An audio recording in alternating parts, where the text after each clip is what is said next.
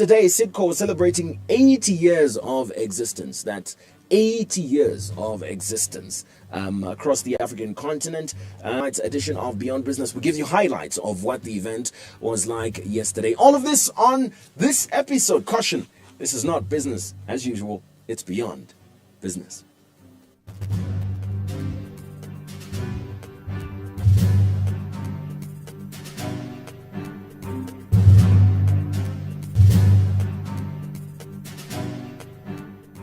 Thank you for tuning in to Beyond Business. My name is Dingindaba Jonah Buyoya. Let's start off with one of the major stories from around the world. It's got to do with the spread of the coronavirus, which has been spreading across the world. South Africa, the latest country to be hit by this virus. Just last week on Beyond Business, we were talking about the effects that the coronavirus could potentially have on the Zambian economy. And one of the reasons why the coronavirus was going to be a concern for the Zambian people was the fact that a lot of the business that we do is reliant on China, because majority of the products that we have as a country are import based, and as a result of that, what affects the countries that we import from essentially will ultimately affect us. Now, Zambia's relationship with China has been on a very high note, and because of that, Zambia is feeling some of the effects of not having the usual business relationship that we have with the Chinese government. But with the introduction or the latest outbreak of the virus in South Africa, Zambia is expected to have even more effects, because a country like South Africa is already considering measures to avoid the spread of the disease outside of that country,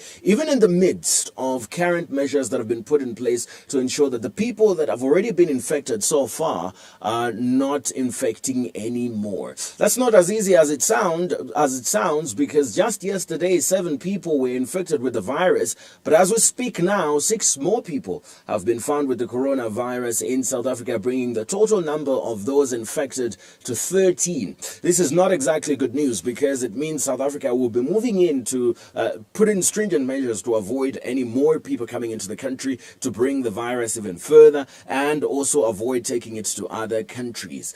But because of the coronavirus, there's been some things that some people have considered positive strides for poor countries like Zambia, especially when it comes to oil. Latest reports indicate that oil has gone down to one of its record lows, and because of that, Zambia could be smiling, because we only import oil. So when it's low, then we are going to be getting cheaper oil. But this doesn't come at a free cost, and this is what the following video will be explaining.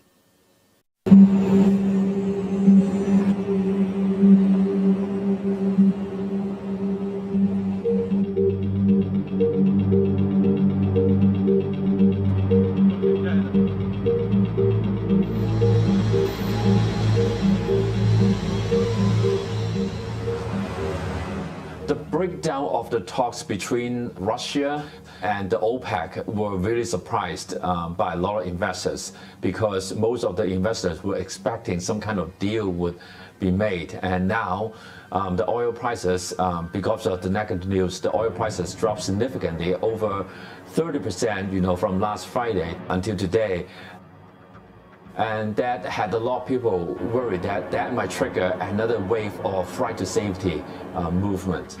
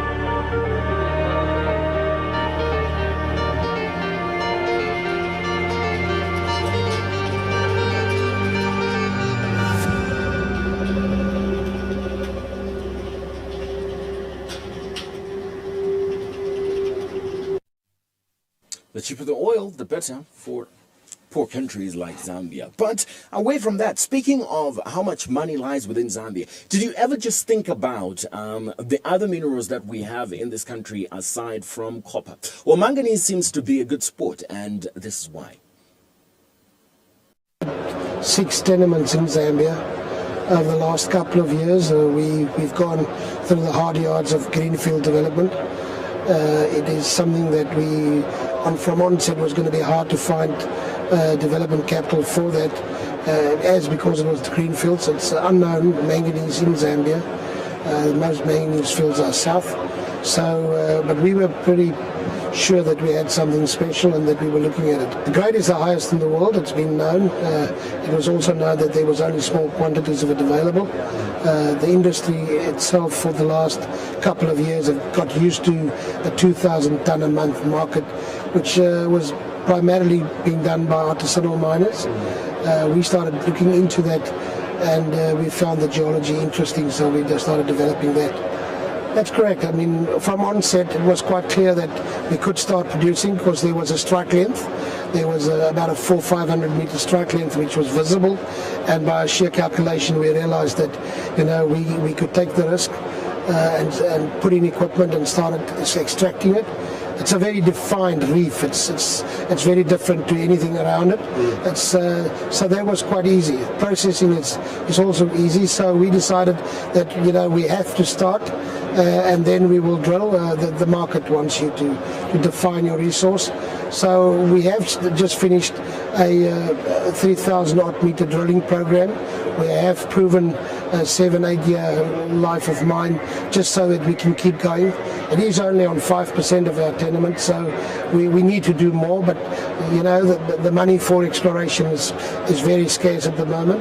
But the good thing about it is that we now know exactly what we're dealing with. Our stockpiles on the mine is worth more than our market cap, so we're probably a target for bigger groupings to come and swoop off the table, but you know, we've done something significant. It's now up to us to prove to the market that we have something.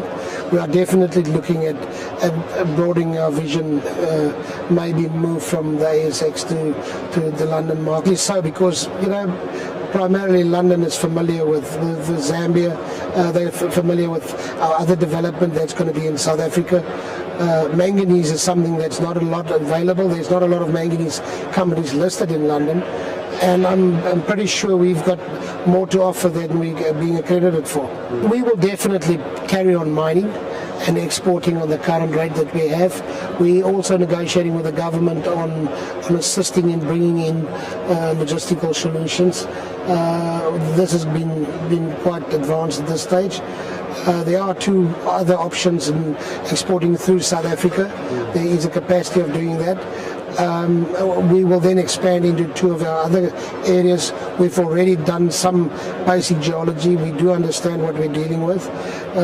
This resources are different to normal manganese resources. It's got no iron content, so you know, there's a different methodology that you use to explore it. I think we are market leaders in that sense. We've done the hard yards. We've lost some money to get there, but now we know what we're doing. I'm pretty sure of that. Look, the change of government has had its problems.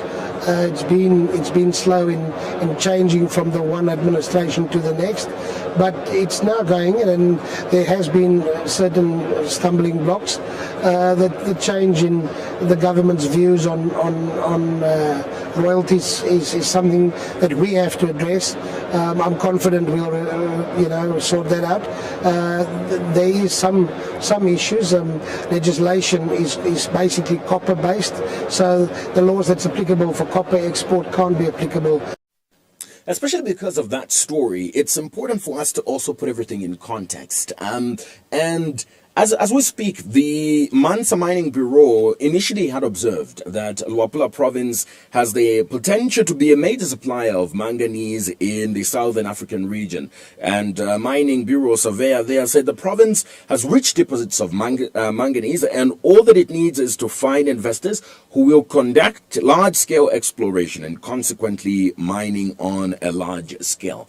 And it was also mentioned that currently the province has only investors with short-term mining licenses. And the situation, he said, makes it difficult to fully invest in manganese. And so what the province needs now is to have investors who will be able to set up companies permanently for a long-term period, stating that the only way that the province can fully benefit from the mining sector in many different ways. And it is also important to realize that mining in the province, for Luapula province rather, has got a potential to contribute to the economy of the province itself and the country if fully utilized, as is the case for any mineral generally. And so employment opportunities are also set to rise. As we know, that's one of the benchmarks of any investment. It must be able to contribute to the employment of the people of that country. And so there's need for traditional leaders as well as local people in the province to work closely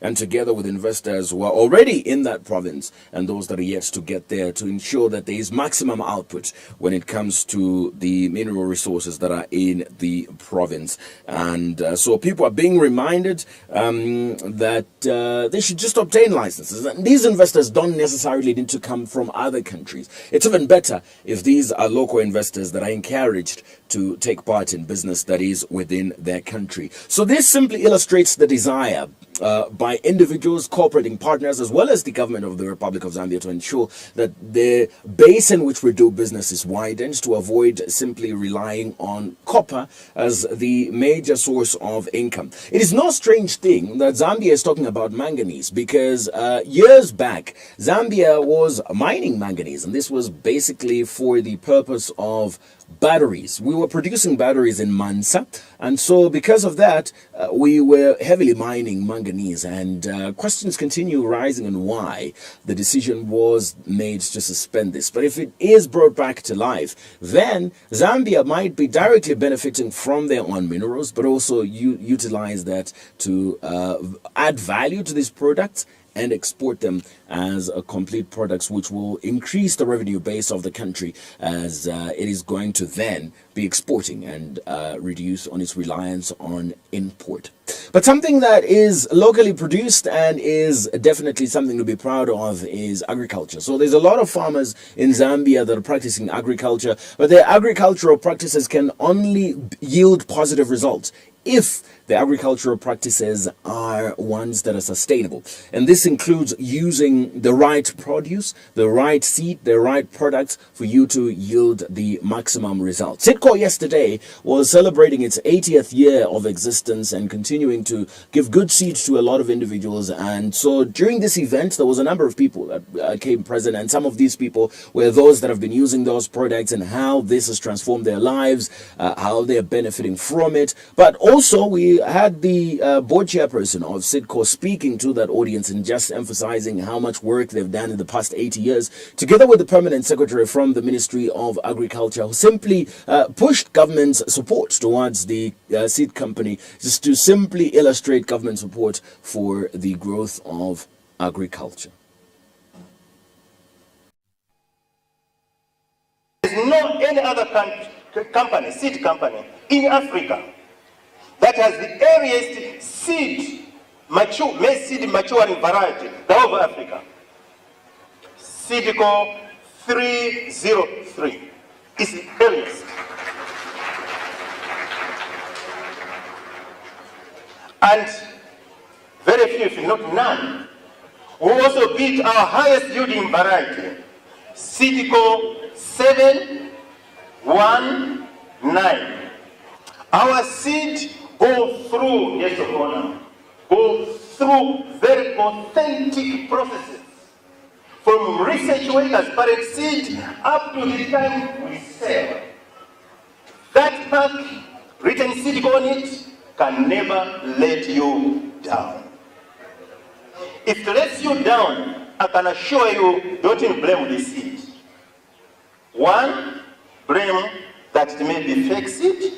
Two, that the problems could be localized, could be your own management. Maybe you planted when it was dry, and for a week or so there was no rain.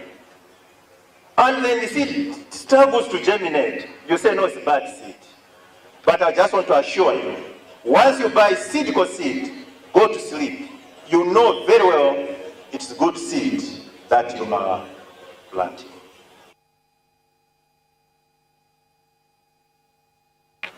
Distinguished ladies and gentlemen, in conclusion, let me commend Seedco for hosting this National Field Day. It would not be in order if I do not congratulate Seedco on their remarkable achievement of clocking 8 years in existence on the African continent. I didn't say 8 years, I said 80 years. 80 years in existence on the African continent. The company deserves, as you have already done, a very big round of applause. And as government, we wish you a lot more success in future. To our beloved farmers, let me take this opportunity to urge you all to make good use of the knowledge that you gain today so that you improve your farming activities. You should all remember that farming is a business, and the knowledge you gain from such events will empower you to raise your incomes and improve your livelihoods. With these remarks, it is now my singular honor and privilege to officially open this Seedco National Field Day. I thank you all and God bless you. Thank you.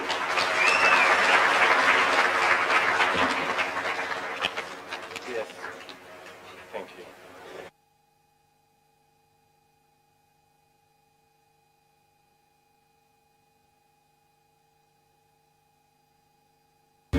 Yeah, my name's Charles Hachinto from Chongwe district.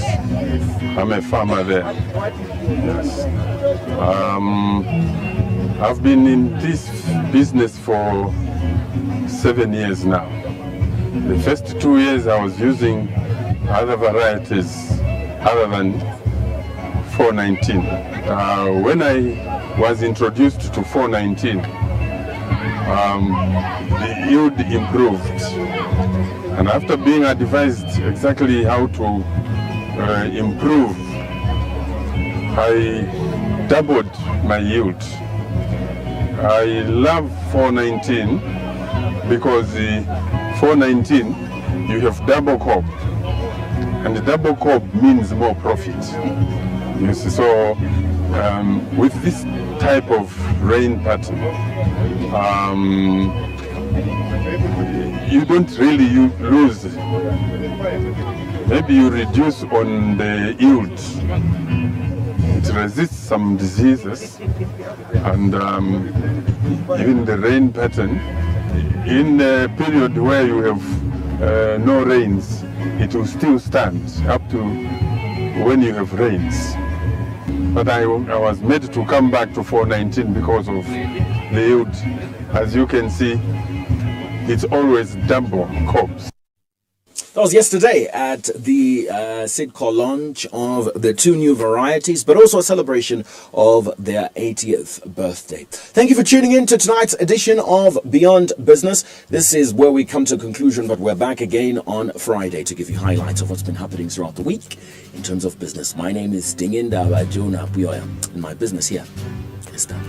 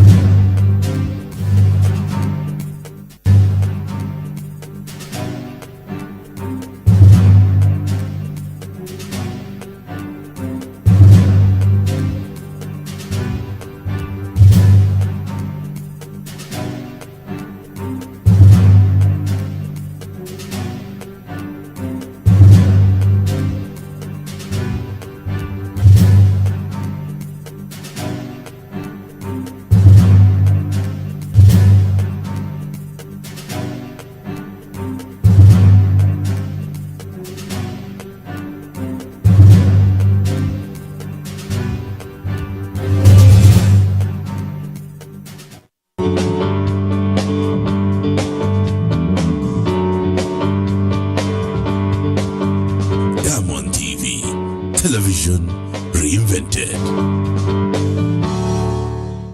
Stay happier with DSTV's 2020. All you have to do is pay for your DSTV subscription and you get up to 42% discount. What's more, you get upgraded to the next package. At one? Just pay for your current package and get upgraded to the next package. With DSTV, even when times are tough, we got you. For you, I can do anything. Now, that's 2020.